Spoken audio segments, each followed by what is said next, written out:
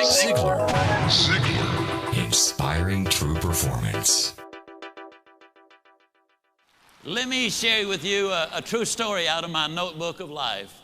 A number of years ago, got an incredible letter from a gentleman in Toronto with a substantial check in it. He said, my friend Steve Walker is following the wrong role model. He's working himself to death. His family is falling apart. His health is in danger. And he's modeling himself out of his boss. And he trusts you and respects you. If you will give us 1 hour, I will fly him to Dallas and give you this check. Wouldn't you love to have a friend like that?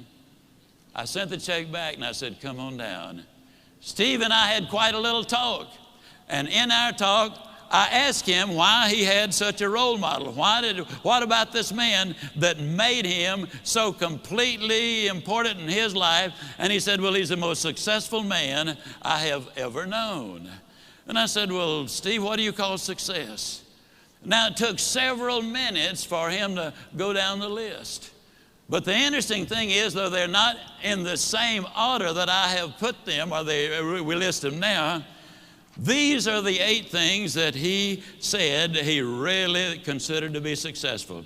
If a man was happy and healthy and at least reasonably prosperous and secure, if he had friends and peace of mind and good family relationship and the hope that the future is going to be better, he said, I'd consider that man as successful. Now I'm going to really encourage you to take some notes right here. And all I want you to do, and you'll be the only one that'll see it, somewhere right as I go down the list, write whether you get a plus on that one or a minus on that one. You'll be the only one to see it, but it might be an eye-opener. You see, most people never dare to evaluate really where they are. And you got to know where you are before you can really determine your chances of getting what you really want out of life. And so I said to Steve, I said, I understand that your boss is very important to you. You consider him to be successful. When he finally got through with the identification, as I said earlier, these were the 8 things that he said, I think that's important for success, to measure success. I said, well, Steve, let me ask you now, as far as happy is concerned, tell me, how happy is your boss? He said, oh, I don't think he's happy at all. I said, why not? He said, well, I've never heard him laugh, and he seldom smiles, and besides that, he's got ulcers.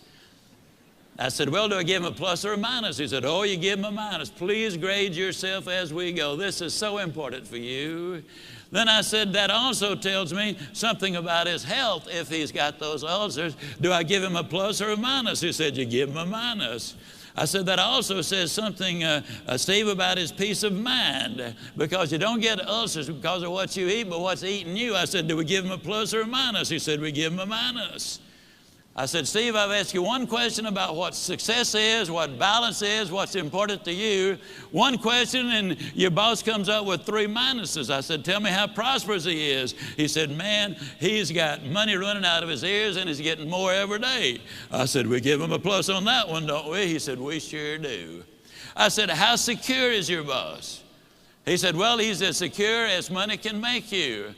And I said, well, Steve, let me ask you, did you read where 2 billionaire brothers here in Dallas went bankrupt? I said, how does your boss compare? Oh, man, he doesn't have that kind of money. Did you read where our ex-governor was worth $100 million at one point? He's now bankrupt. How does your boss compare? Oh, he doesn't have that kind of money.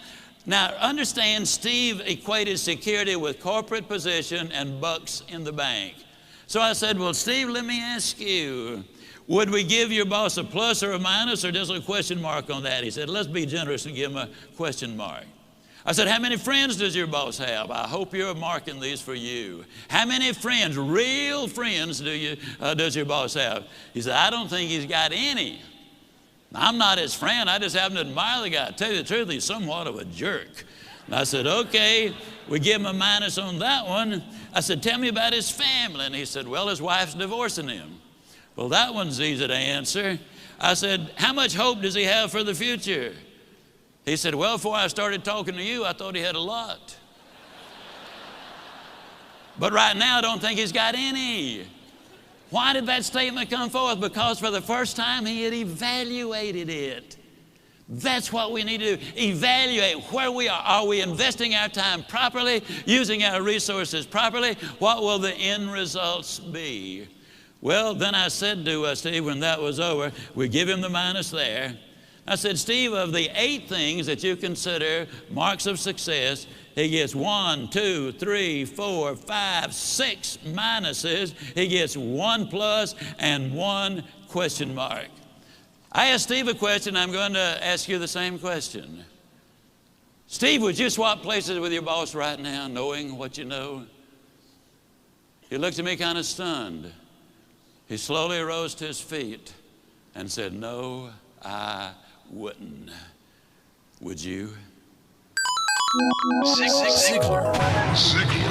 Inspiring true performance.